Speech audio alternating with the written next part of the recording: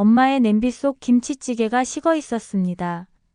30년을 매일 끓던 그 냄비가 처음으로 불이 꺼진 채 방치되어 있었습니다. 저는 집 현관문을 열자마자 알았어야 했습니다. 냄새가 없었으니까요. 매번 집에 들어서면 코끝을 찌르던 그 진한 김치찌개 냄새가 그날은 없었습니다.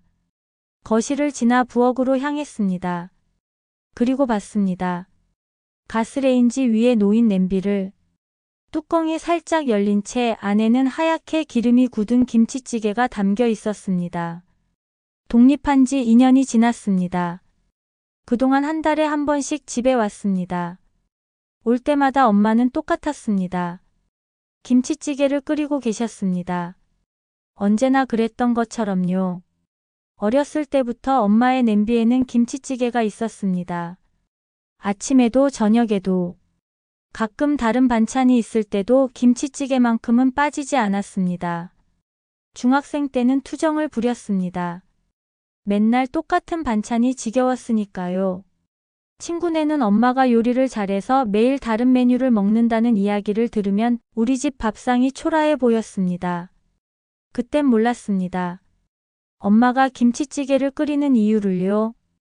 고등학교 3학년 입시 기간이었습니다. 학원에서 밤 11시에 들어오는 날이 많았습니다. 그때마다 엄마는 냄비를 다시 데우고 계셨습니다. 식탁 위에는 따끈한 김치찌개 한 그릇이 놓였습니다. 배는 고팠지만 짜증이 먼저 났습니다. 또 김치찌개였으니까요. 숟가락질하며 엄마를 쳐다봤습니다. 엄마는 제 맞은편에 앉아 그저 제가 먹는 모습을 지켜보고 계셨습니다. 그때 엄마의 손을 봤습니다. 거칠고 주름진 손. 설거지하느라 빨래하느라 집안일 하느라 닳고 다른 손이었습니다. 그 손으로 30년 동안 매일 냄비를 들었을 생각을 하니 갑자기 목이 메었습니다. 대학에 붙었습니다. 집에서 통학할 수 있는 거리였지만 저는 자취를 선택했습니다. 독립하고 싶었습니다. 엄마 손 안에서 벗어나고 싶었습니다. 자취방에서의 첫날 밤 배가 고파서 편의점 도시락을 샀습니다. 플라스틱 용기를 전자레인지에 데워 먹으며 생각했습니다.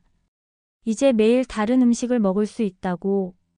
김치찌개에서 해방됐다고. 그런데 이상했습니다. 뭔가 허전했습니다. 2개월쯤 지났을 때였습니다.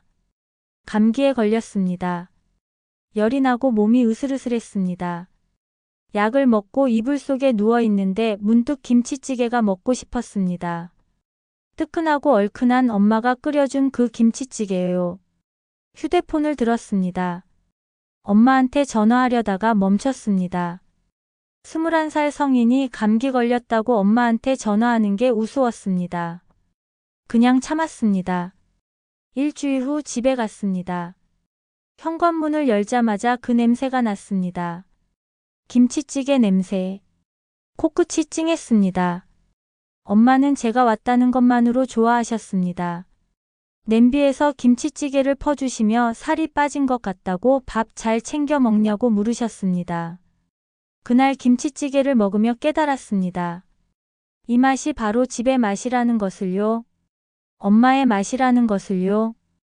그 후로 한 달에 한 번씩 집에 왔습니다.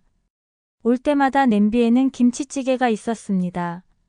제가 오는 날이면 엄마는 아침 일찍부터 김치찌개를 끓이셨던 것 같습니다.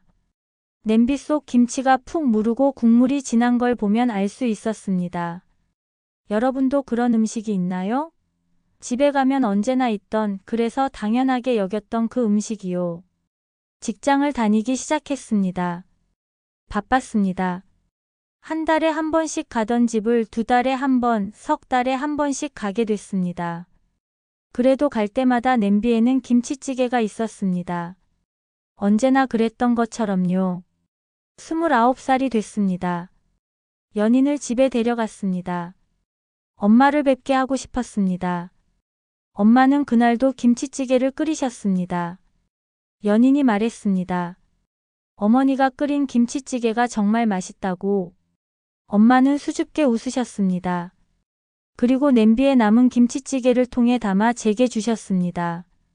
그날 밤 자취방으로 돌아와 그 김치찌개를 먹었습니다. 한 숟가락 떠먹는데 눈물이 났습니다. 왜 우는지 스스로도 잘 모르겠었습니다. 30살이 됐습니다. 승진했습니다. 더 바빠졌습니다. 집에 가는 횟수가 더 줄었습니다. 그리고 그날이었습니다. 넉 달 만에 집에 갔습니다. 현관문을 열었습니다. 냄새가 없었습니다. 부엌으로 갔습니다. 냄비가 있었습니다. 하지만 김치찌개는 식어 있었습니다. 하얗게 기름이 굳어 있었습니다. 이상했습니다. 엄마가 어디 가신 걸까? 아니면 제가 오는 걸 까먹으신 걸까? 안방으로 갔습니다. 엄마는 이불을 덮고 누워 계셨습니다. 낮인데요. 다가가서 불렀습니다. 엄마가 천천히 눈을 떴습니다. 제 얼굴을 보더니 미안하다고 했습니다. 김치찌개를 못 끓였다고요. 그제야 봤습니다. 엄마의 얼굴이 많이 수척해진 것을요. 손이 떨리는 것을요. 병원에 갔습니다. 의사 선생님이 말했습니다. 만성 관절염이 심해졌다고. 손목과 무릎에 염증이 와서 움직이기 힘들다고. 꾸준히 치료받았어야 하는데 방치한 것 같다고. 엄마에게 물었습니다. 왜 아프다고 말 안 했냐고. 병원에 왜 안 갔냐고. 엄마는 괜찮다고 했습니다. 나이 들면 다 이렇다고. 괜찮아진다고. 하지만 괜찮지 않았습니다. 엄마는 냄비를 들 수 없었습니다. 30년 동안 매일 들던 그 냄비를요. 그날부터 제가 김치찌개를 끓였습니다. 엄마가 앉아서 알려주는 대로요. 처음엔 맛이 이상했습니다. 김치를 볶는 시간이 부족했는지 국물이 텁텁했습니다. 두부를 넣는 타이밍을 놓쳐서 부서졌습니다. 그런데 엄마는 맛있다고 했습니다. 잘한다고 했습니다. 그때 깨달았습니다. 엄마가 30년 동안 김치찌개를 끓인 이유를요. 쉬워서가 아니었습니다. 맛있어서도 아니었습니다. 김치찌개는 엄마가 할 수 있는 전부였습니다. 형편이 넉넉하지 않았습니다. 비싼 재료를 살 수 없었습니다. 요리학원을 다닐 여유도 없었습니다. 그래서 엄마는 김치찌개를 끓였습니다. 김치와 돼지고기와 두부면 충분했으니까요. 하지만 그 안에는 모든 게 들어 있었습니다. 저를 위한 엄마의 마음이요. 새벽에 일어나 김치를 볶는 소리. 냄비에서 보글보글 끓는 소리. 학교 갔다 돌아오면 항상 있던 그 냄새. 그게 전부 사랑이었습니다. 1년이 지났습니다. 엄마는 치료를 받으며 조금씩 좋아지셨습니다. 여전히 냄비를 들기는 힘들어 하셨지만요. 이제는 제가 집에 자주 갑니다. 일주일에 한 번씩요. 갈 때마다 김치찌개를 끓입니다. 엄마는 제 옆에 앉아 제가 요리하는 모습을 지켜봅니다. 가끔 조언을 해주십니다. 불을 좀 더 줄이라고, 국물이 졸아들면 물을 조금 넣으라고. 그러다 문득 말씀하셨습니다. 이제 엄마가 없어도 혼자 잘 먹고 살 수 있겠다고. 저는 대답했습니다. 아니라고. 엄마가 없으면 안 된다고. 냄비 속 김치찌개를 보며 생각합니다. 언젠가 이 냄비를 제가 온전히 책임져야 할 날이 올 거라고. 엄마처럼 누군가를 위해 매일 이 냄비를 끓여야 할 날이 올 거라고. 그때도 저는 김치찌개를 끓일 겁니다. 엄마가 그랬던 것처럼요. 그게 제가 받은 사랑을 다음 세대에 전하는 방법일 테니까요. 지금 이 영상을 보시는 여러분께 묻고 싶습니다. 여러분에게도 그런 음식이 있나요? 당연하게 여겼지만 사실은 누군가의 사랑이었던 그 음식이요. 늦기 전에 말해주세요. 고맙다고. 사랑한다고. 냄비는 식습니다. 음식도 식습니다. 하지만 그 안에 담긴 마음까지 식게 두지는 마세요. 이 이야기가 여러분 마음에 닿았다면 구독과 좋아요로 응원해주세요.